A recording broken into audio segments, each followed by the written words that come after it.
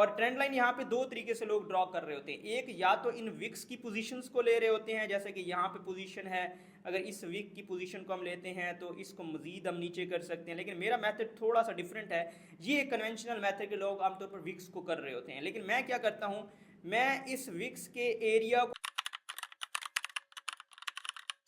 मैं आपको सीक्रेट बताता हूं कि आपने ट्रेंड लाइन ड्रॉ कैसे करनी है, जो कि बहुत से लोग ट्रेंड लाइन गलत ड्रॉ कर रहे होते हैं या बहुत से लोगों को समझ नहीं आ रही होती है ट्रेंड लाइन का सीक्रेट किस तरीके से है, जो कि मैं अपने तरीके से एक ट्रेंड लाइन ड्रॉ करता हूं और बहुत से लोग दूसरे तरीकों को फॉलो करते हैं। तो इसमें यह है कि अमूमी तौर पर उसकी डेफिनेशन होती है ट्रेंड लाइन की कि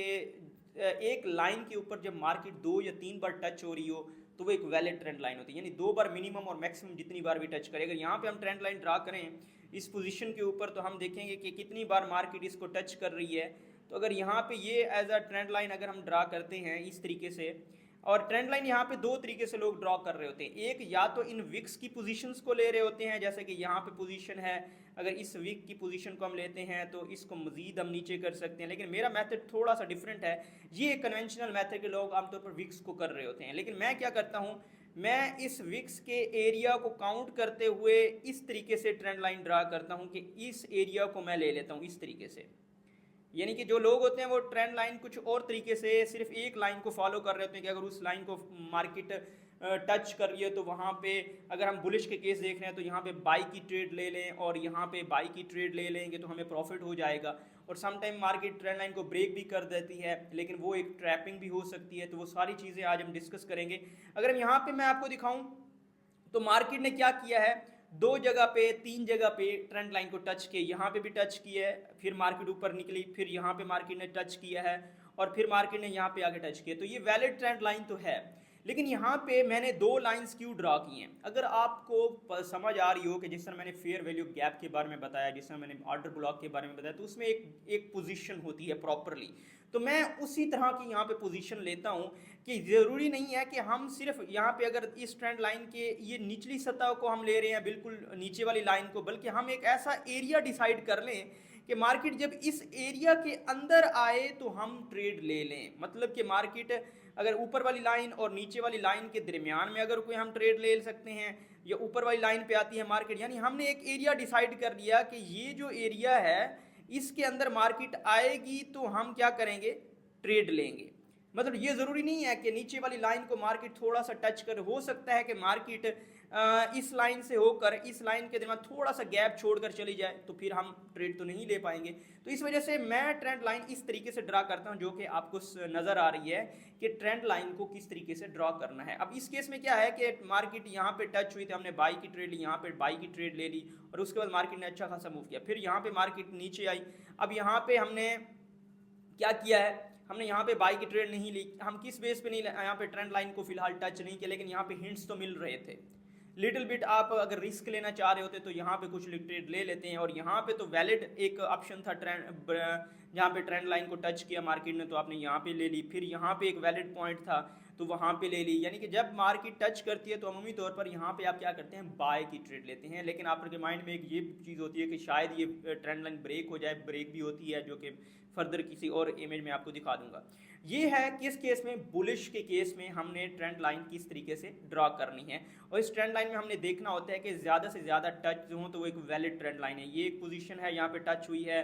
फिर ये एक पोजीशन है, यहाँ पे मार्केट टच हुई है, फिर एक और पोजीशन है, यानी कि ये वाली पोजीशन है, यहाँ पे मार्केट टच हुई है। तो इस वजह से ये ट्रेंड लाइन जो है वो वैलिड है। और फ्यूचर में भी हम एक्सपेक्ट कर सकते हैं कि अगर मार्केट इसको कंटिन्यू करती है तो हो सकता है कि फ्यूचर में दोबारा मार्केट आकर इस ट्रेंड लाइन एरिया को क्या करे, टच करे। यहाँ कि मार्केट अभी फ़िलहाल जो रुकी है 3887 पे रुकी है, 3887 पे, और फर्दर अगर मार्केट हो सकता है ये 3920 तक चली जाए या 3915 तक चली जाए और फिर आके दोबारा मार्केट इस ट्रेंड लाइन को टच करे। यानी यहाँ पे एक्सपेक्ट कर सकते हैं कि यहाँ पे इस एरिया में दोबारा मार्केट आएगी, अगर आपकी ट्रेंड लाइन इस तरीके से आपने ड्रॉ की हुई होगी। इसी तरह से सेल के केस में कि अगर हम कहीं पे सेल की ट्रेड लेना चाह रहे हैं तो उस केस में हम ट्रेंड लाइन किस तरीके से ड्रॉ करेंगे। उसमें हम क्या करते हैं, ये टॉप के ऊपर ट्रेंड लाइन इस तरीके से ड्रॉ करते हैं। अगर यहाँ पे देखें, ये देख इस तरीके से ड्रॉ करते हैं, और यहाँ पे हम मैक्सिमम अगर यहाँ पे ये ट्रेंड लाइन जहाँ से हम सेल की बेसिकली ट्रेड ले रहे होते हैं, अगर हम इस चीज़ को फॉलो करें तो यहाँ पे क्या चीज़ हो रही है, बेसिकली यहाँ पे मार्केट ने कितनी बार टच किया है, 1, ये हो गया 2, और ये पॉइंट हो गया 3, यानी ट्रेंड लाइन क्या है, वैलिड है, वैलिड ट्रेंड लाइन है, और फर्दर भी मार्केट इसको कंटिन्यू कर सकती है। और इसमें मैं फिर वही मेथड जो कि मैं आपको बता चुका हूँ कि मैं क्या यूज़ करता हूँ, एक तो ये विक्स का जो लास्ट पॉइंट होते हैं वहाँ पे एक लाइन, और एक पॉइंट थोड़ा सा नीचे एरिया सेलेक्ट करके वहाँ पे एक लाइन मैं लगा देता हूँ, और उस एरिया के अंदर जब मार्केट आती है तो मैं ट्रेड ले लेता हूँ। अब यहाँ पे जैसे ही मार्केट इस एरिया में आई मैंने सेल की ट्रेड ली, जहाँ पे जैसी मार्केट इस एरिया में आई मैंने सेल की ट्रेड ली, यानी इस तरीके से हम यहाँ पे ट्रेंड लाइन में ड्रॉ करता हूँ। सिर्फ ये नहीं है कि जो लास्ट वीक्स होती हैं उनकी बेस पे मैं सिर्फ ट्रेड नहीं लेता, बल्कि मैं इस तरह का एरिया बना लेता हूँ, और उस एरिया में जब भी मार्केट आती है, हो सकता है यहाँ तक मार्केट है, हो सकता है इस एरिया तक मार्केट है, और वहाँ पे मैं क्या करता हूँ, ट्रेड ले लेता हूँ। तो ये एक सीक्रेट है ट्रेंड लाइन में, आपने कैसे किस तरीके से ट्रेड लेनी है। और यहाँ पे हम किसकी ले रहे हैं, सेल की। जैसे ही मार्केट ने इसको टच किया, यहाँ पे सेकंड पॉइंट पे मैंने सेल की ट्रेड ली और यहाँ पे एग्जिट मार दिया। फिर जैसे ही मार्केट ने दोबारा टच किया, फिर यहाँ पे मैंने सेल की ट्रेड ली और यहाँ पे एग्जिट मार लिया। तो इस तरीके से आप इस चीज़ को एनालाइज करते हैं कि आपने ट्रेंड लाइन के केस में ट्रेड किस तरीके से लेनी है। और फर्दर अगर हम देखें तो यहाँ पे मजीद इसको अगर मार्केट कंटिन्यू करती है, अगर हम सेल की ट्रेड देख रहे हैं, पहले मैंने आपको बाई की ट्रेड के केस में बताया था, अब यहाँ पे हम सेल की ट्रेड के केस में अगर देखें तो मार्केट हो सकता है कि मार्केट यहाँ से ऐसे मूव करे, इस पोजीशन तक 30 तक आ सकती है, या मार्केट जो मुझे एक्सपेक्टेशन है वो 20-22 से यहाँ पे अगर ट्रेंड लाइन पे आके मार्केट आती है, और उसके बाद दोबारा मार्केट यहाँ पे नीचे भी आ सकती है, जैसे कि पिछली निचले वाली जो ट्रेंड लाइन है। अगर हम यहाँ पे देखें, एक और ट्रेंड लाइन मैं आपको ड्रा कर देता हूँ कि किसके दरमियान हम एक्चुअली बाई सेल कर रहे होते हैं। इस तरीके से अगर हमने ट्रेंड लाइन को ड्रा किया हुआ है, यहाँ पे देख लें, यहाँ पे ये है, ठीक है।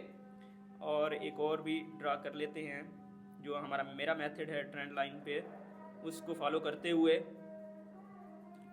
अजान भी आ रही है, तो अभी अगर यहाँ पे ये देख लें, ठीक है। अब एक्सपेक्टेशन दो तरह की हैं, एक तो मार्केट यहाँ से यहाँ तक जाएगी, यहाँ से सीधी ऊपर यहाँ तक जाएगी, या फिर यहाँ तक भी जा सकती है 24-25 के रीजन में, और फिर मार्केट दोबारा यहाँ पे नीचे आए, यहाँ पे दोबारा 38-81 या कुछ आ सकती है। एक ये है, यहाँ पे आप बाई की ट्रेड ले सकते हैं और यहाँ से आप सेल की ट्रेड ले सकते हैं। और इस केस में अगर देखें, यहाँ से अगर मार्केट नीचे आती है तो यहाँ पे आप बाई की ट्रेड ले सकते हैं, जो कि 38-60, 38-63-5 इस तरह का रीजन बन रहा है। और फिर यहाँ से मार्केट ये जा सकती है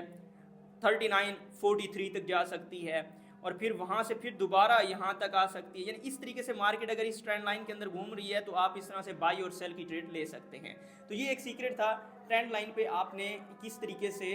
ट्रेड लेनी है। अपना बहुत सा ख्याल रखिए, चैनल को जरूर सब्सक्राइब कर लें। ओके, अल्लाह हाफिज़।